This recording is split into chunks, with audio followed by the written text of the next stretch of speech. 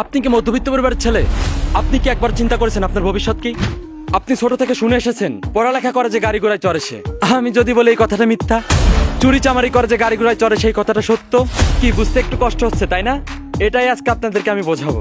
আপনি যদি এখন এইচএসসি লেভেলে পড়াশোনা করে থাকেন, তাহলে আপনি আপনার ভবিষ্যৎ নিয়ে এখনো কোনো পরিকল্পনাই করেন নাই, বা চিন্তা করেন নাই, বা বিষয়টা নিয়ে ভেবেই দেখেন নাই। কারণ আপনার ওই বয়সটা হয় নাই। পড়ালেখা করতেছেন, বাপের হোটেলে খাইতেছেন, ভাবতেছেন পড়ালেখা করতেছি কিছু তো একটা হবেই। ভ্যান রিক্সা বা মাঠে কাজ তো আর করতে হবে না। আর যারা গুড স্টুডেন্ট, পড়ালেখায় অনেক ভালো, তারা ভাবতেছেন ভালোভাবে পড়াশোনা করতে হবে, ভালো একটা জায়গায় যেতে হবে। হ্যাঁ, এই কথাটা মিথ্যা না, ভালোভাবে পড়াশোনা করলে আপনি ভালো একটা জায়গায় অবশ্যই যাবেন, কিন্তু এটা সবার জন্য না। ভালো স্টুডেন্টের পাশাপাশি আপনার বাপের প্রচুর টাকা থাকতে হবে। আপনার মেধা আছে, যোগ্যতা আছে, কিন্তু আপনার বাপের টাকা নাই, তো আপনার কিছুই নাই, আপনি কিছুই করতে পারবেন না। না পারবেন ভালো একটি ইউনিভার্সিটিতে ভর্তি হতে, না পাবেন ভালো কোনো সুযোগ। কিন্তু আপনি যখন দেখবেন আপনার থেকে পড়ালেখায় যারা উইক, আপনার থেকে পড়ালেখায় পিছিয়ে আছে, এসএসসি লেভেলে ইন্টার লেভেলে আপনার থেকে পয়েন্ট কম, তারা ভালো একটি ইউনিভার্সিটিতে ভর্তি হয়ে গেছে। যাদের ওই ইউনিভার্সিটিতে পড়ার কোনো যোগ্যতাই নেই, কিন্তু তারা ওই ইউনিভার্সিটিতে ভর্তি হয়ে গেছে, এটার একটাই কারণ তার বাপের টাকা আছে। তো এখানে টাকাকে প্রাধান্য দেওয়া হলো, মেধা বা যোগ্যতাকে নয়। যার ফলে এইসব অদক্ষ, মেধাহীন, যোগ্যতাহীন বাপের টাকাওয়ালা ছেলেদের দেশের বিভিন্ন বড় বড় গুরুত্বপূর্ণ সেক্টরে চাকরি হয়ে যাচ্ছে। এর ফলে নানা রকম সমস্যার সম্মুখীন হতে হচ্ছে আমাদের সাধারণ জনগণের। আপনি হসপিটালে হেঁটে হেঁটে যাবেন, কিন্তু আপনি মরা লাশ হয়ে বেরোবেন।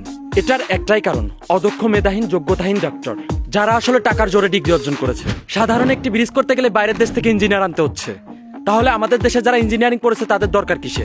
প্রশ্ন থাকতেই পারে। আসলে এখানেই পয়েন্টটা হচ্ছে আমরা আমাদের সিস্টেমটাকে নষ্ট করে ফেলছি। মেধার থেকে টাকার প্রাধান্য দিচ্ছি বেশি। এর জন্য টাকাওয়ালা বাপেদের বলদা পোলাপান দেশের বিভিন্ন গুরুত্বপূর্ণ অঙ্গনে চাকরি হয়ে যাচ্ছে। এর জন্য আমাদের দেশের আজকে এই অবস্থা। আপনারা একটা কথা মনে রাখবেন, ছাগল দিয়ে কখনো হাল চাষ করা যায় না। আর দেশের মেধাবী ছেলেরা টাকার অভাবে বেকার হয়ে কেউ নেশা করছে, কেউ কৃষিকাজ করছে, কেউ ভ্যান চালাচ্ছে, আবার কেউ মাতৃভূমির মায়া ত্যাগ করে বিদেশ পাড়ি দিচ্ছে। সব ছেলে মেয়েদের একটি ইচ্ছা থাকে তারা সরকারি চাকরি করবে।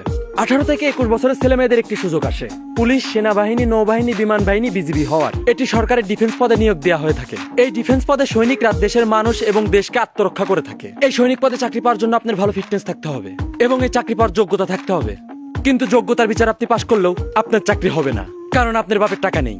উল্টা দেখবেন এমন কিছু পাবলিকের চাকরি হবে যারা এই চাকরি পাওয়ার যোগ্য না, তারা চাকরি পাবে কারণ তাদের বাপের টাকা আছে। এই পৃথিবীতে আপনার কাছে টাকা থাকবে তো পৃথিবীটাকে আপনার স্বর্গ মনে হবে, হোক সেটা ভালো পথের টাকা বা খারাপ পথের টাকা। আর যখন আপনার কাছে টাকা থাকবে না, তখন এই পৃথিবীটাকে আপনার নরক মনে হবে। আপনি বিপদে পড়লে আপনার আশেপাশে ভালো সেজে থাকা কিছু মুখোশধারী স্বার্থবাদীকে চিনতে পারবেন।